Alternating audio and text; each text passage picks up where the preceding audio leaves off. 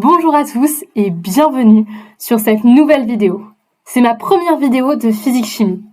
Je n'en avais pas fait pour le moment car j'avais peur de trop réciter le cours et en plus il existe déjà plein de contenus sur le programme de spécialité sur YouTube.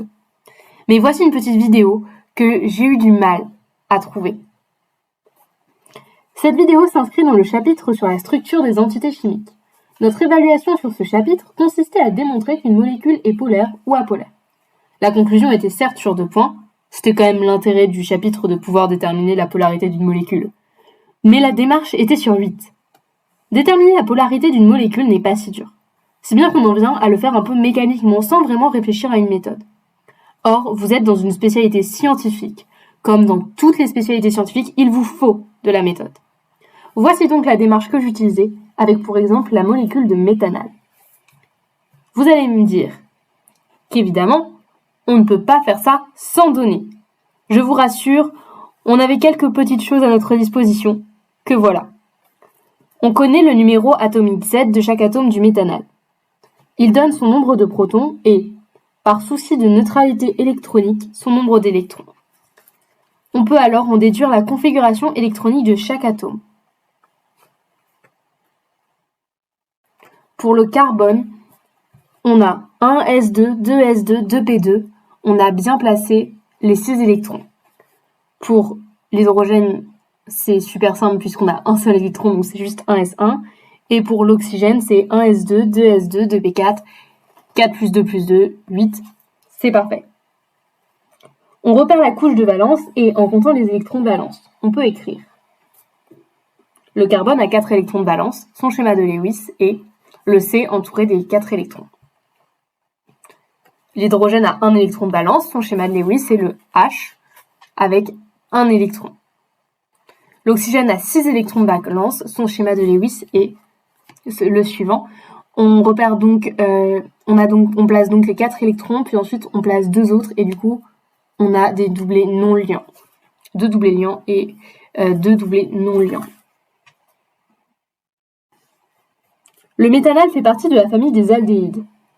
Avec le préfixe met, on sait qu'il n'est composé que d'un atome de carbone. Avec les représentations précédentes, on peut en déduire le schéma de Lewis de cette molécule, que voici. Petit rappel, en début d'année, normalement, vous avez vu la famille des aldéhydes, des cétones.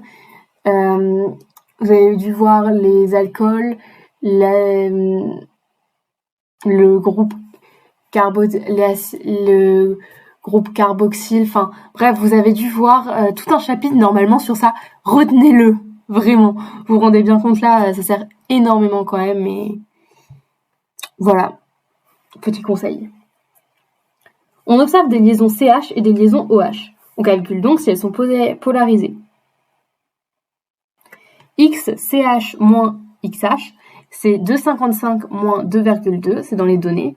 Ça fait donc 0,35 qui est inférieur à 0,40. On verra pourquoi après c'est important. Et XO moins XC, c'est 3,45 moins 2,55, c'est 0,89 qui est plus grand que 0,40. En fait, seules les liaisons supérieures à 0,40 sont polarisées. Donc la liaison OC est polarisée. L'atome de carbone est central. Il est entouré de 2 liaisons simples et d'une liaison double. La molécule a donc une forme trigonale plane. L'oxygène est le plus électronégatif. Il porte une charge négative. C'est là que se situe le barycentre négatif. L'atome de carbone portant une charge positive, c'est là que se trouve le barycentre positif. On affiche tout ça sur un schéma. La molécule possède donc des liaisons polarisées et des barycentres distincts. Ainsi, le méthanal est polaire. Voilà pour cette vidéo. Je vous encourage fortement à écrire cette démarche en détaillant le plus possible sur votre copie. Vraiment, écrivez tout du début à la fin, tout ce qui était écrit sur le diapo, c'est vraiment ce qu'il y a écrit. À écrire, c'est faites un schéma. Tout l'enjeu de l'évaluation, comme j'ai dit au début, c'était vraiment la méthode. Et je pense que aucun professeur ne peut vous reprocher d'en avoir trop écrit, d'en avoir presque trop fait. Donc, écrivez tout ce que vous pouvez. Donc, on récapitule. Faire le schéma de Lewis de chaque atome, puis de la molécule. Alors, pour faire le schéma de Lewis de chaque atome, d'abord, vous écrivez la configuration électronique. Ensuite, vous faites le schéma de chaque atome.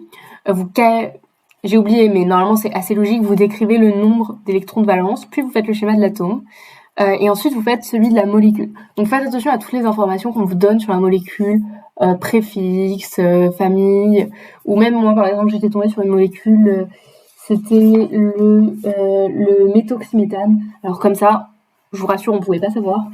On avait quand même la formule brute, et en plus on disait que l'atome d'oxygène était fixé à 2 atomes de carbone. Bon alors la formule, moi j'avais pas lu que l'atome d'oxygène était fixé à 2 atomes de carbone. Heureusement, après je me suis rendu compte, mais sur le moment en soi, au début j'avais créé un atome totalement différent, genre parce qu'on pouvait pas le faire juste à partir de la formule brute. Donc vraiment lisez bien les informations qu'on vous donne. Ensuite, il faut calculer si les liaisons sont polarisées. Donc là, il faut faire le calcul. Parce que si vous faites sans le calcul, c'est juste vous l'affirmez. Or, on ne peut pas affirmer quelque chose sans le justifier.